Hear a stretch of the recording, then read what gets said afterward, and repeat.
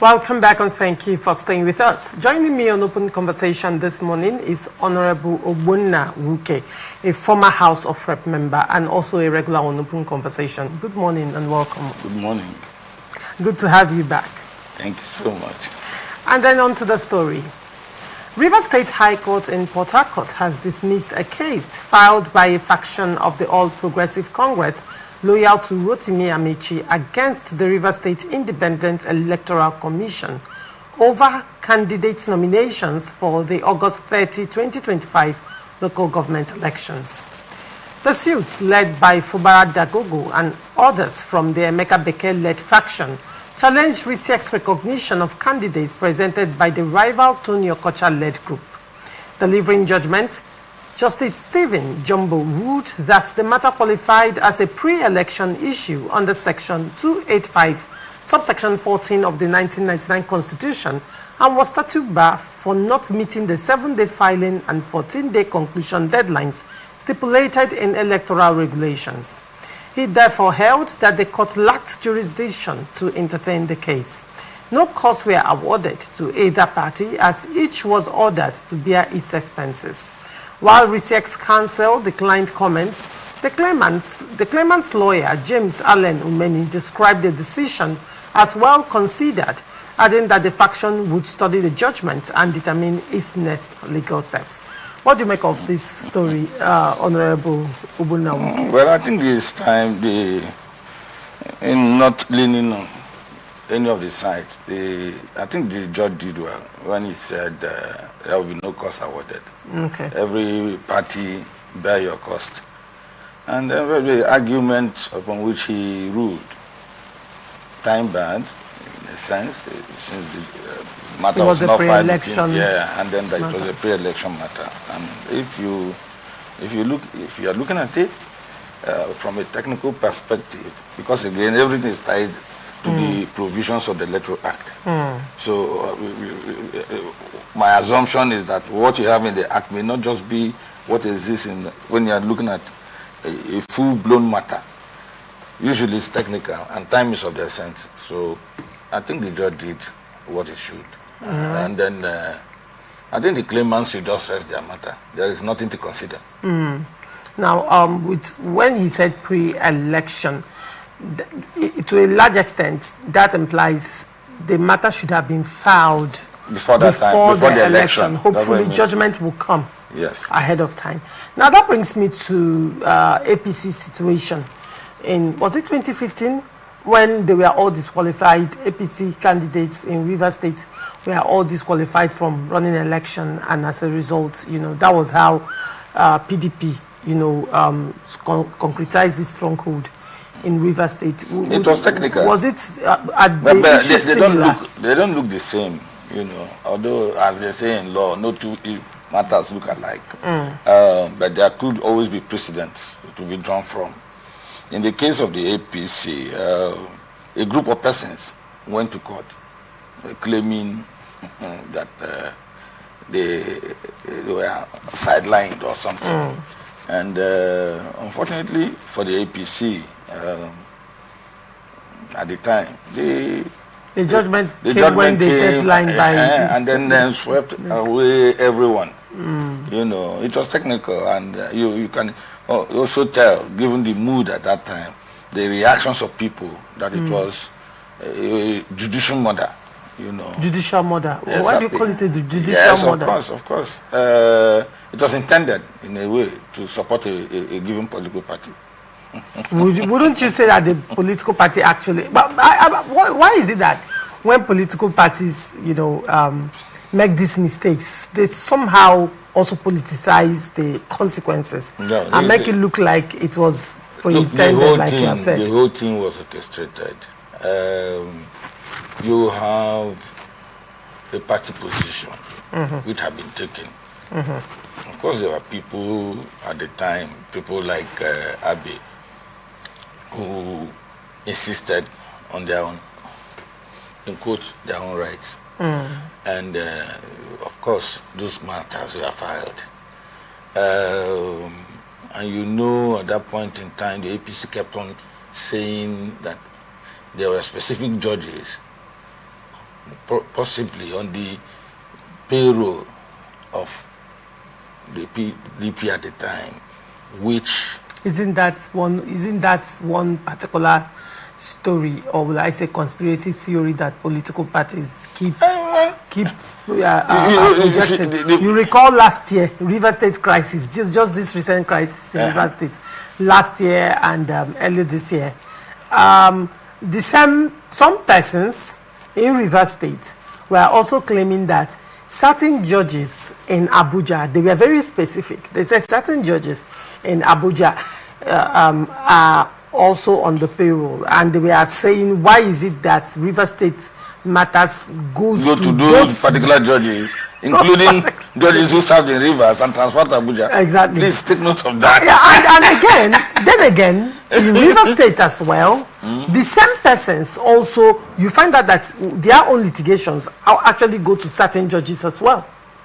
Even in River State High Court, there are certain judges. The moment I see that there is litigation, already in my head, I know certain judges that I'm expecting it will be in their court. Which means that you agree there are hitmen. I do not agree to that, but I'm just wondering, why is it that when these things happen, the political parties or the individuals, involved would say, "Oh, it's the judiciary. The judiciary is a problem. There are certain judges." Just like it's your submission that reminded me of River State crisis.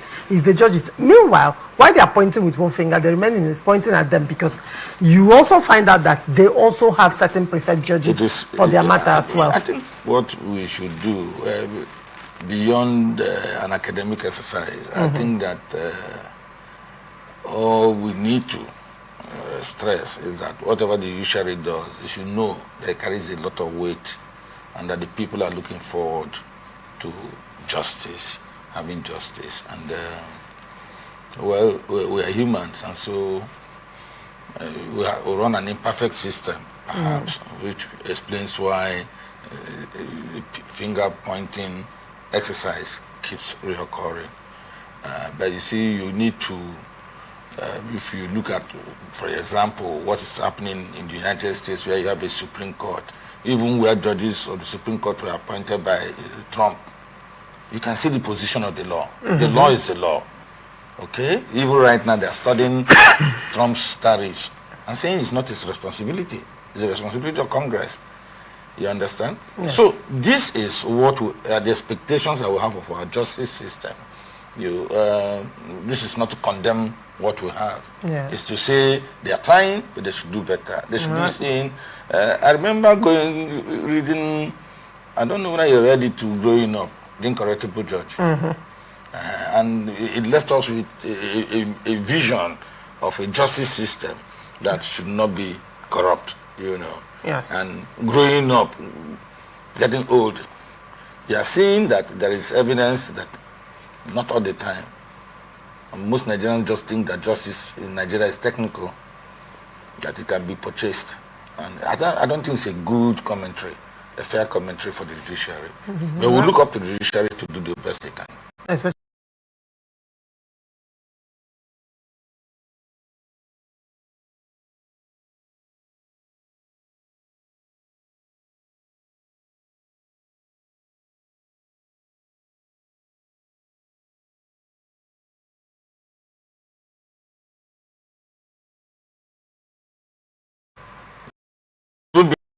your time is up. And the matter is over. All right. So that's it. So you can see your lawyers on the side of the plaintiff and the defense.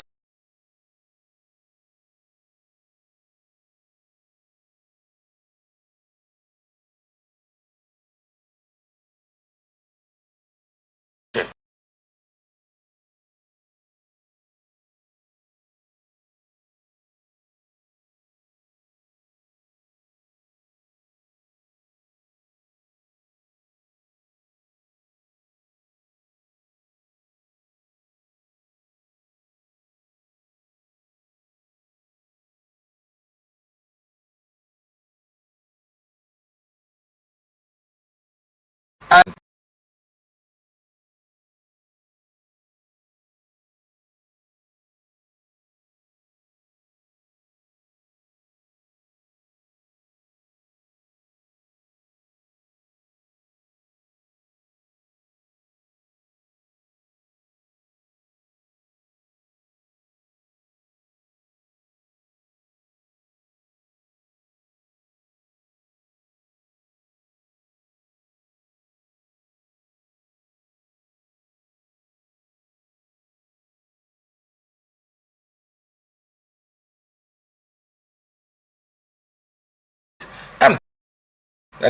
Other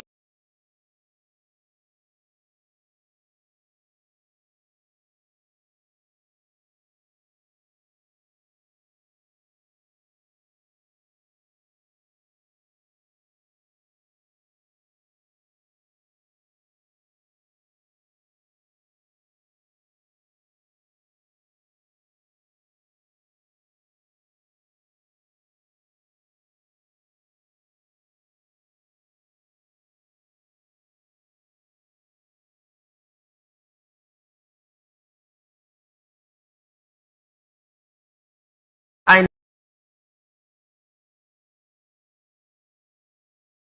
know stop between. because you know there are manipulations in the field, and if you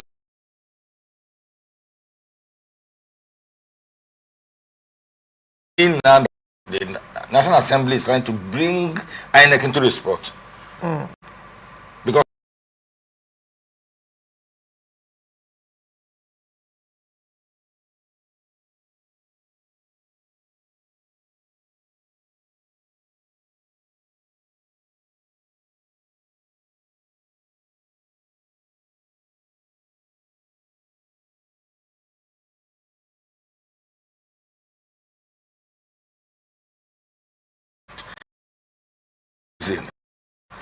given the fact that a lot of people think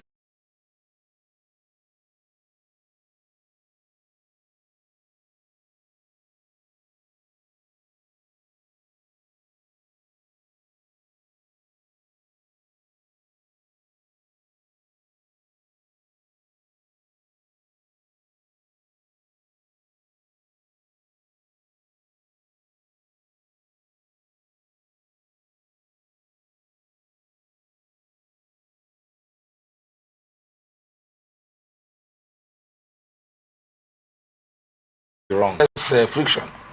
Right.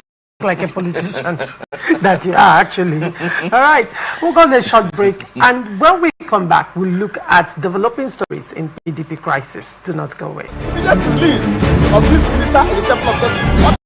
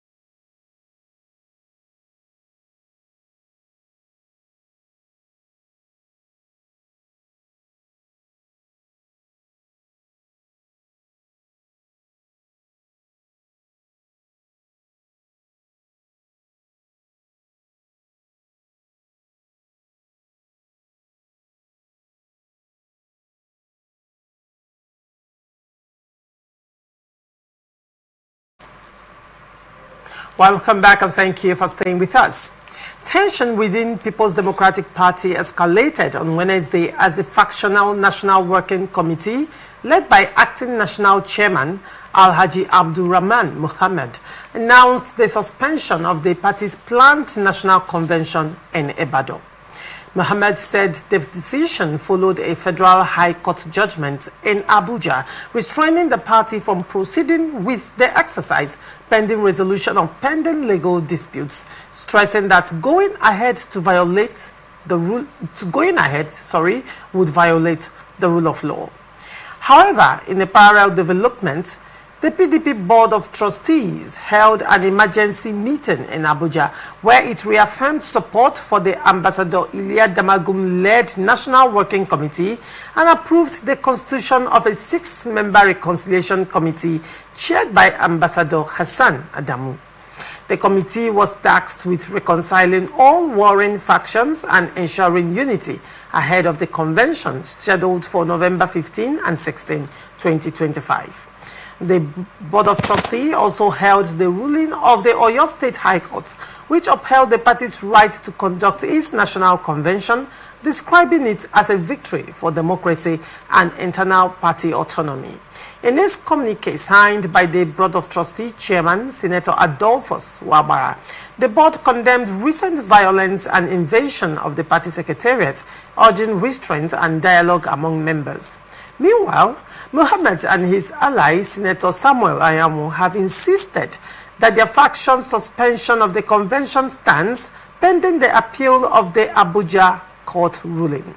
Ayamu accused former chairman Iliya Damagum of orchestrating attacks on the secretariat, while the BOT maintained that it will remain neutral and continue mediatory efforts to preserve party unity ahead of the crucial convention. What do you make of this story? Sad. Yeah, it's sad because just like Achebe wrote, there was once a country.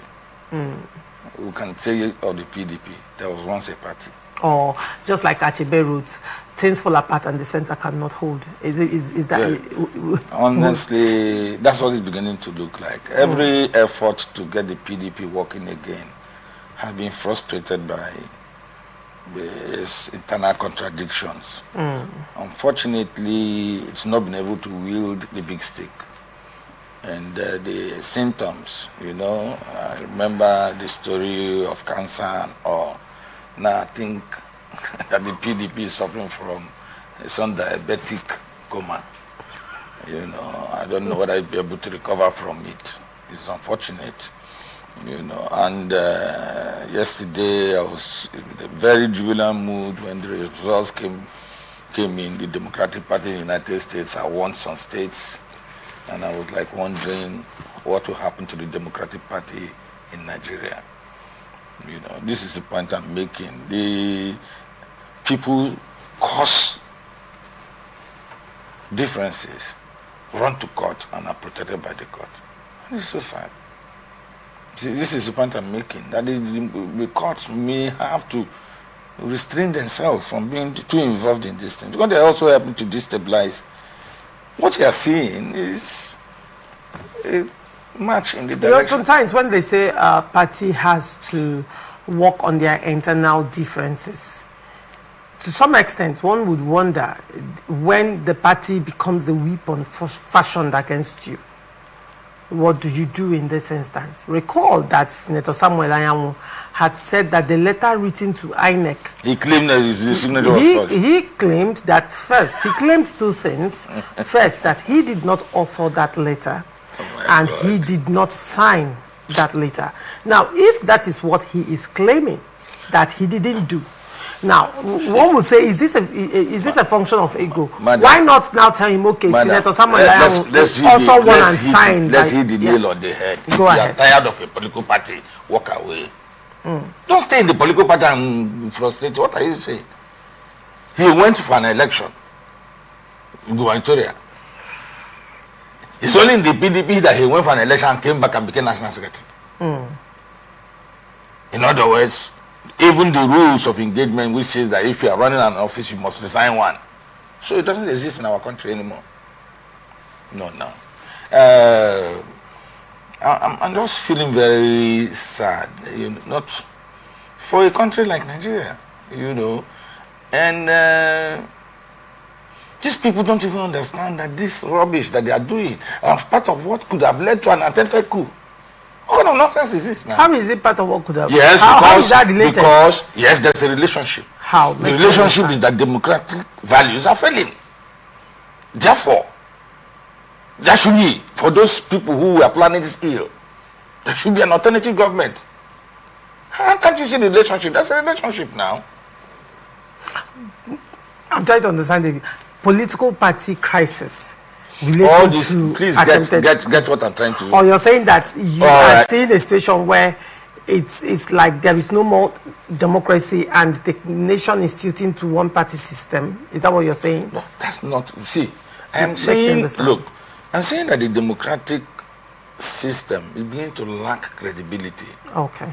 And when you think that a system, a way of life, as we describe democracy, is not working or not working properly, you begin to have other people, if you like, what you are seeing, the attitudes of the non-state actors who are causing confusion everywhere, shooting their way through, in pursuing demands that are unknown to the Nigerian nation. All these things put together, including, now the point I'm making is the political class should be well aware that these are not good times for Nigeria. In other words, that they must conduct themselves well and conduct their democracy well. And you're doing these things now. What are we saying? Now, do you see the reconciliatory move by the Board of Trustees? It won't work. Because I'm looking at it from this angle.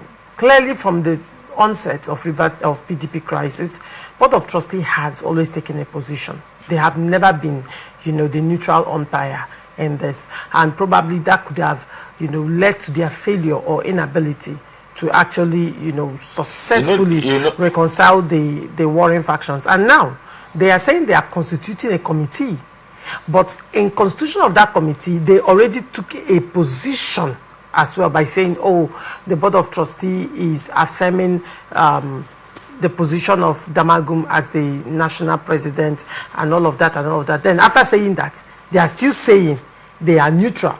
Mind you, now there are two factions. We have the PDP chairman, PDP president, and the PDP acting president. There are two factions.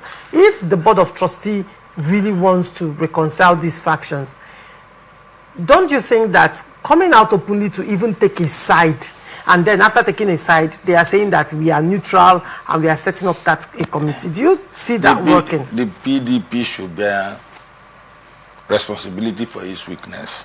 Okay. Because it has failed to institute party discipline.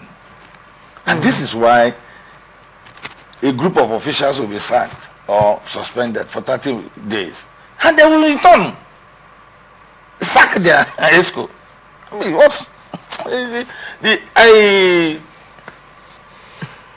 I don't feel that there are people, strange bedfellows in the PDP. And you see, some of them have run out of the party in search of better grounds.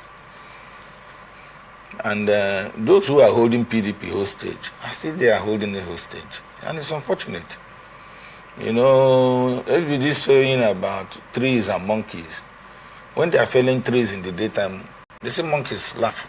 But at night, when they want to sleep, they will not discover that those trees that were felled were their home. So it's so with the PDP. People tightening the screws, making it impossible for understanding, and they're doing a human job of it, really. How do you see PDP at this rate recovering in preparation of 2027? That's why I told you, looking at it, I'm just thinking that the PDP is falling into diabetic coma. And now, also seeing that, how many governors have defected, and you should be asking yourself how many more and governors. how many more governors? Because there are conversations around Taraba State governor, defecting. Then how many will be left? I think at some point, probably if Taraba State governor defects, then PDP will be left with like 4 governors. You know, or thereabouts. Well, whatever it is left with. And there is no guarantee that by 2026. The thing is that the morale of the party supporters have been dashed, you know, and it's not the rebuilding process. After all, when the PDP launched out many years back, it didn't have governors. You know, it was the beginning of our democratic experiment, and everybody, zero level, went to that election. But they won. And then they prided themselves as a party that will, for the next how many years, be a clear leader in Nigeria's politics. But 16 years after, they lost power, you know. And that's what you are seeing. Outside a lot of indiscipline that has been displayed within the party is the fact that as an opposition party, it didn't learn the ropes. It came from winning an election to losing an election and couldn't turn that loss into strength, you know. No, just look at the Democratic Party. They won New Jersey. They won. You can see what we mean. You know, regardless of what Trump has tried to do with ICE and all, including illegal whatever immigration, you know. But you can see that they are marching forward. This doesn't appear to me to be the party that is even going to be in a position to present a candidate. How can you have a man in your party saying, "I'll be my party, I support another person"? That's what I'm saying. If you, honestly speaking, I think that Tinubu is doing well. Maybe at the macro level, not at the micro level. He's doing well. So if you want to support Tinubu, jolly well come out in the open, join his party and support him. But it is wrong for you to sit down in your own party and all the actions you are taking suggest that you are there to frustrate your party. Go across. There is something that Bode George said weeks ago. He said, if you can't stand the heat in the kitchen, leave the kitchen. And I think that... Isn't that the position PDP is right now? Because a lot of persons are leaving the kitchen because probably the heat is getting too hot. This is the point. But also bear in mind that also the reference was to those who were in the party and misbehaving. Do you understand? You know, it's either we want to restore the PDP as a party, or we want to... My take will be, and I know that as Rivers people will take a position sooner than later, whether or not we will continue this, you know, but whatever it is, it will be a common position of the Rivers people. If his position is to support Tinubu, so will it be. And then we'll move, hopefully with our leaders, into, but we need to flow. Right. And I'm just thinking that I think that time should be now. If our leaders don't like the PDP, let them come out of the PDP. Let us go where others are going. And then leave the PDP to his fate. I think that's what we should do. I mean, this is sounding moralistic. But I don't think that what we are doing, or what's going on now is the right thing. That's as an observer. Are you also a PDP member? Or you don't know? I don't know. That's why I'm asking. If I know, I won't ask. You are a member of PDP? Yes. I was a member of PDP before I went to APC. When the crisis started, the first crisis, we went to Tamechi and the rest to the APC. We were in the APC. And 8 years later, I decided to come back to my roots. My roots is PDP. So I came back to my roots. Unfortunately, it is what it is. We're going through hell. Probably, I think Who was that said that PDP is like a cat with, in this instance, he said 11 lives? No, 11 lives. Not even 9. So you move from 9 to 11? So probably, because I mean, PDP, it appears, well, one would say to a large extent, is there still hope? Look, there could be hope if people play by the rules. Okay. Now, the other day in a very reflective mood, I asked myself, how did I become part of a game that has no rules? They keep shifting the goalposts. What kind of game is that? And this is serious business. It's got to do with the lives of our people. And why can't we see that? We need to deliver on those promises that we made during the campaigns. Why can't we understand that? And above all, the future of our great country lies on the success of our democratic principles. Why can't we envision that? It's wrong. Everything is wrong. Everything shouldn't be politics. Everything shouldn't be. All right. Now, I hope that I'm speaking like a non-participant observer now. Because we must speak through to power. We must speak through to our system. Some of these things are not right. It doesn't, I don't know. It doesn't give us the edge that we need as a country. It doesn't justify the confidence that you want of the Nigerian people. We can't continue to behave like boys in the marketplace. No. Right, very well. Moving forward, African Democratic Congress has dismissed claims of an ongoing Christian genocide in Nigeria, saying there is no verifiable evidence to support such allegations. The party's National Publicity Secretary, Bolaji Abdullahi, stated this in response to former U.S. President Donald Trump's recent comments designating Nigeria as a country of particular concern and urging possible U.S. military intervention over alleged persecution of Nigerians. Abdullahi said while killings across the country are deeply troubling, labeling them as genocide is inaccurate and misleading. He emphasized that no one is accusing the Nigerian government of religious persecution, arguing that political incompetence and insecurity, not targeted religious violence, are to blame for the crisis. He further accused the ruling All Progressive Congress of twisting legitimate criticism into political attacks, adding that the ADC rejects the notion that foreign governments should define Nigeria's internal security problems. We are embarrassed that outsiders are framing our challenges in divisive terms, Abdullahi said. What do you make of this story and, generally the issues around the U.S. possible invasion of Nigeria to curtail or fight terrorism, in the words of Trump?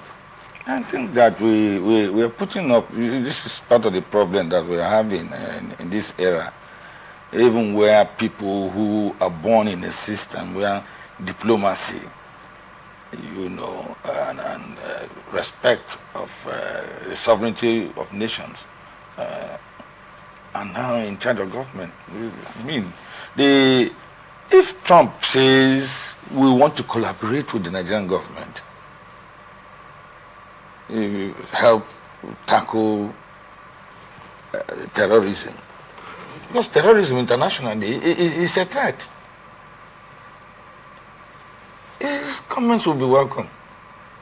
But it will sound like you will land troops in Nigeria, possibly without the say-so of the Nigerian government, that you are coming to fight, what do you call it, those who are modern Christians. I'm a Christian, and I know that, unfortunately Christians have been killed. I also know that these same men who have no respect for proper behavior have also killed Muslims, even in their mosques. There's evidence of that, But I believe that a solution should be found. I don't want to join issues with anyone. I just think that if the Nigerian government knows what it's doing, it should go out there and completely stamp this thing out. You know, for 16 years we've had terrorists in our midst. We have an army that's been unable to deal completely with guerrilla warfare. So, I mean, that safe where people, because again, I'm also afraid maybe there are some divisions that we don't know about within the army. Because this is not the army that went to Liberia and rescued Fort Ekumogwo. You know, it's just not that army. You know, and but give and take. I think not to stretch this fact. The Nigerian government must make good. All these people who are now saying A or saying B, whether genocide exists or not, we should throw our common energy into solving this problem, because it first began in the northeast, it has spread through the northwest, the north central is not at peace everywhere. You know, so I think we should go out there, hit these guys. Now, the question now will be, does Nigeria have the political will to? I'm asking this question because I have watched interviews granted by the current Zamfara state governor, where he said, and I'm quoting him, even in his interview in BBC, he said it clearly. He says that he knows where in fact, he said the government knows where they are. The government knows who they are. The government knows where they live. The government has every single detail about them. Now, but the government cannot do anything. Look, when Jonathan was the president of this country, remember I said there was a political Boko Haram? And that the political Boko Haram was in his administration. Now, we have had incidents of names released to the Nigerian government by the intelligence community. Why are we afraid to name those?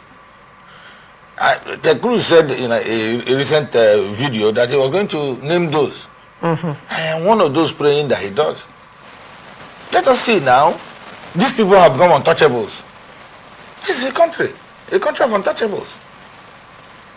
So the more money you have, the more you are embedded in the system, and nobody can do just anything.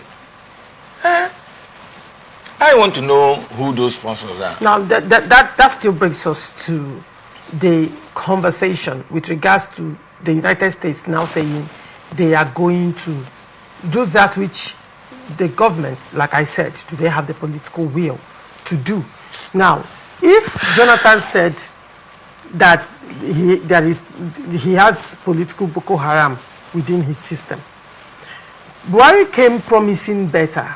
And recall that during Jonathan's tenure, the opposition in Jonathan's tenure traveled to the White House to report Nigeria insecurity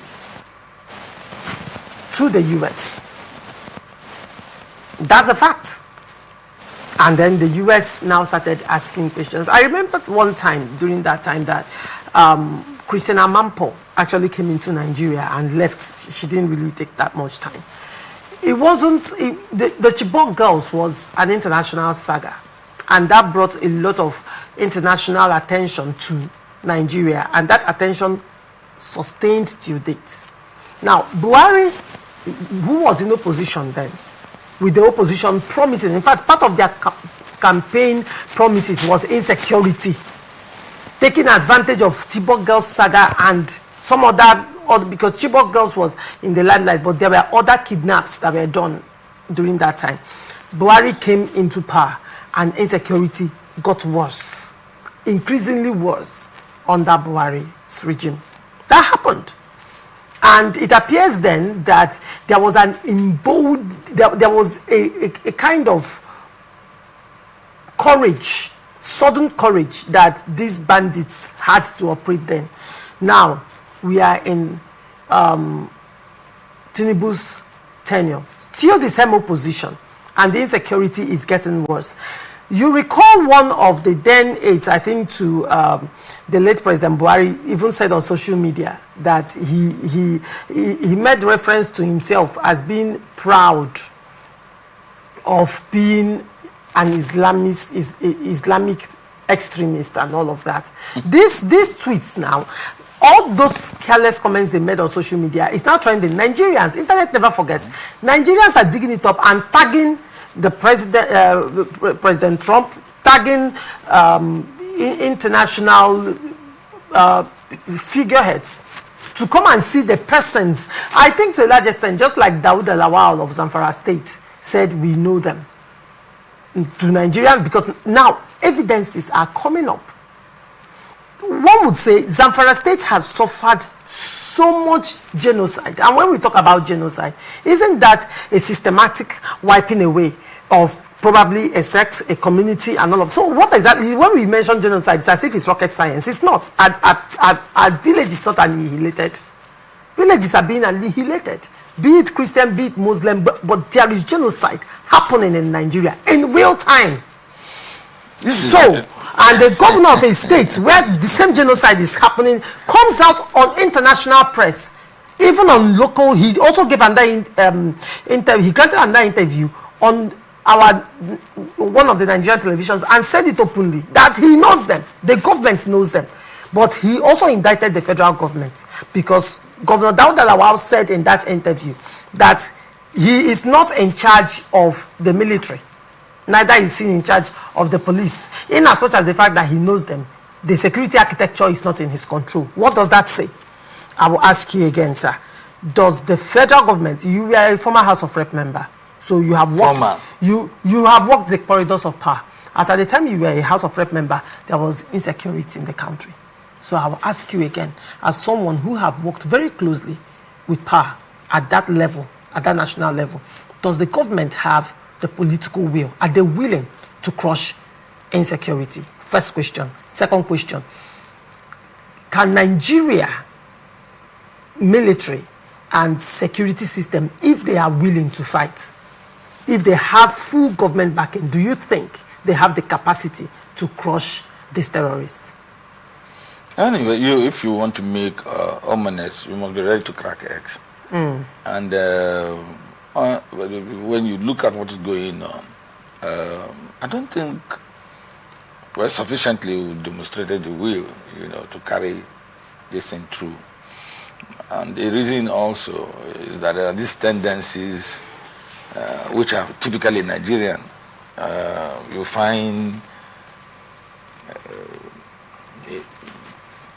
there are maybe some forces in the north that think that all of these agents of destabilization are doing a great deed pursuant to the northern interest.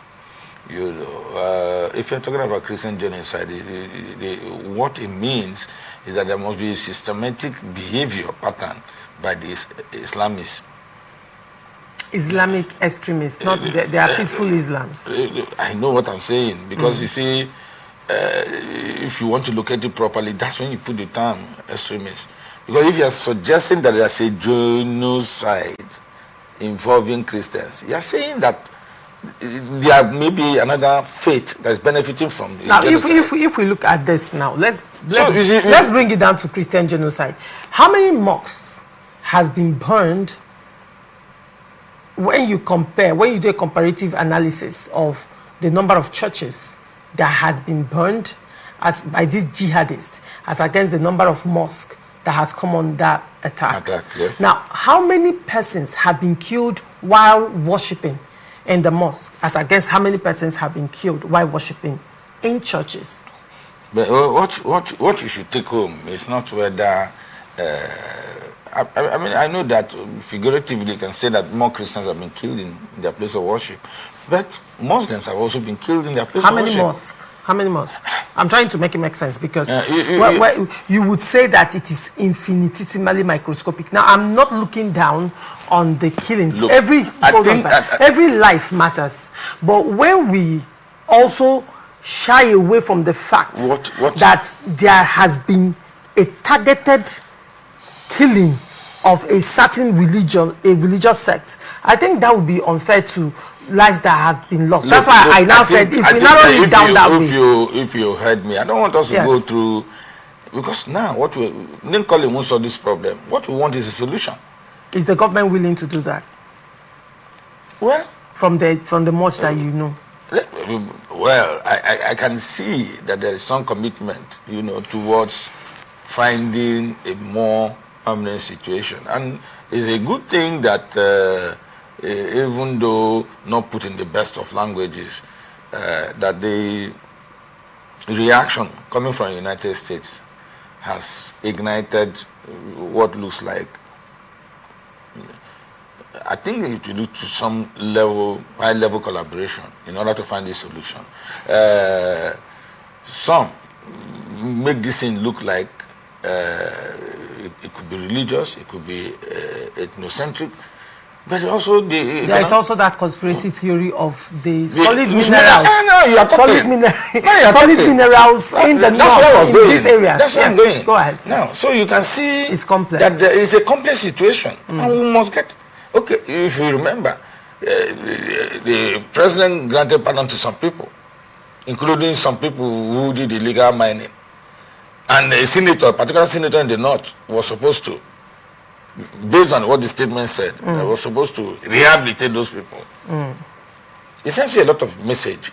Okay, now those are his boys, or those are people from his given area, and he has a responsibility. The question to ask is, this man is so rich that he can rehabilitate illegal miners. Well, that's fine. Now, but this is a point I'm just trying to make. If you look at it closely, it becomes something that you can say to yourself, the more you look, the less you see. Now, but with the America's interest hovering overhead, I think that the security agencies, which have done enough to fight, but which has suffered from divisions, because some people have been responsible for leaking the position of the Nigerian troops that led those crazy, bloodthirsty people to sometimes ambush them and kill them. Now, when that also, this statement you just made about possible sabotage within the military also brings us to another point of conversation in this whole issue of terrorism. It's on record, even public records, that some of these terrorists who the government said surrendered were, according to the government, rehabilitated. Even the military said they were rehabilitated and absolved back. Now, I am confused, genuinely, honestly confused. Please, I need to be reminded of one time, because when the military, they will say they struck, this number of terrorists were arrested. We've heard of so much arrest, not one prosecution, not one successful conviction. I need to be reminded of one.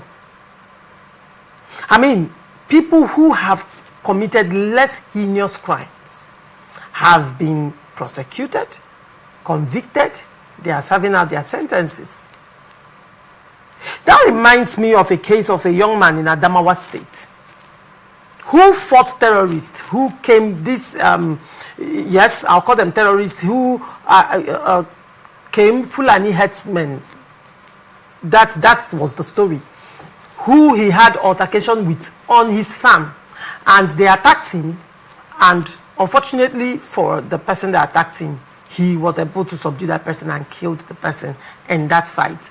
And he was arrested, jailed, sentenced to death. He appealed it to the appeal court. They affirmed the judgment of the lower court. He went to Supreme Court. Supreme Court affirmed it, sentenced him to death. Meanwhile, he was defending himself. It is not news that a lot of people who were killed on their farmlands. The position even the judiciary has taken, would one say it is protective of the victims? So having sentenced that man to death, and it was upheld even by Supreme Court, how will people even defend themselves? Secondly, who armed these people? How is it that scrawly, dirty-looking people who you know, that on a good day they may not be able to even afford that kind of, how do they afford these expensive guns, these expensive ammunitions that they carry? I think we should be asking questions. Who are protecting these people? How come the Nigerian judiciary has not been able to successfully convict one person? How come the military has not been able to prosecute? What is going on? Do you expect a judiciary that is more concerned about political cases to deal with issues? This is the thing. I think that, well, if all things will pass away and a new way of doing business will stand, then I want to invest some hope that perhaps this time, given the fact that the Nigerian situation, even up to yesterday night, there are still references on CNN to the Nigerian situation. Oh, President Trump just gave press release. That was some few hours ago. Few hours ago, I think about 7 or 8 hours ago. So you can see so he's still maintaining that position. Yes, and then you see even if it's the position in the in Congress now, relating to Nigerian issues. Canadian Congress has also discussed that. So you can see the world is now discussing it. It's a global issue. Somebody was trying to say protect the pastor who blew this into the open so they don't kill him. And my response on X was simple. It's too late. You can't kill him. If you kill him, you worsen the situation. Now, look at this sequence. Excuse me. Trump makes a comment that hours after the Arewa group faces a rise in Lagos. Because it's a serious matter. And I listened to them, experienced persons in their own rights. Be careful with their speech. And of course, there was a major takeaway. When there is an external threat, all of us should do what? Come together. And you saw everyone who spoke with specific reference to his part of the region, whether it's northeast, not west, or north central. Now, that so what do you gain from that? It's that, well, suddenly, if there will be troops landed to fight foreign troops, to fight genocide, they will not be landed in the south. They will be landed in the north. And so, it's the north that will bear the brunt of foreign invasion. Because largely in the south is a Christian stronghold. And we don't have an established pattern of attacking mosques in the south. So, relatively, if this happens, it's not the south that will bear the destiny. But the only reason that as a southerner I will feel diminished is that there are international protocols. And I expect that Trump and the United States would follow those protocols. All right. Particularly those protocols that respect the sovereignty of a nation. All right. Thank you so much, Honorable Obuna. I wish we had more time to discuss, because this whole issue, there are a lot of conspiracy theories swinging, around my head, particularly with respect to the interest of U.S. on Nigerian soil and China responding, considering that the illegal mining has been linked to China. Even the EU too has responded. Yes. On the side of Nigeria. So there are a lot of politics going on. A lot of it. If one follows international politics very well and what is happening in the north, who is, responsible for the illegal mining, we can understand where each country interest is embedded. Yes, exactly. And well, I wish we had more time, but then we can also continue another day. Thank you so much. Thank you. Thank you for inviting me. It's a pleasure having you. And thank you so much, our viewers, for always staying connected to us. And this is where we wrap it up on this episode of Open Conversation. I remain Laurentia Ugu. Transition News comes up next. Do not go away. How high the obstacles we always overcome.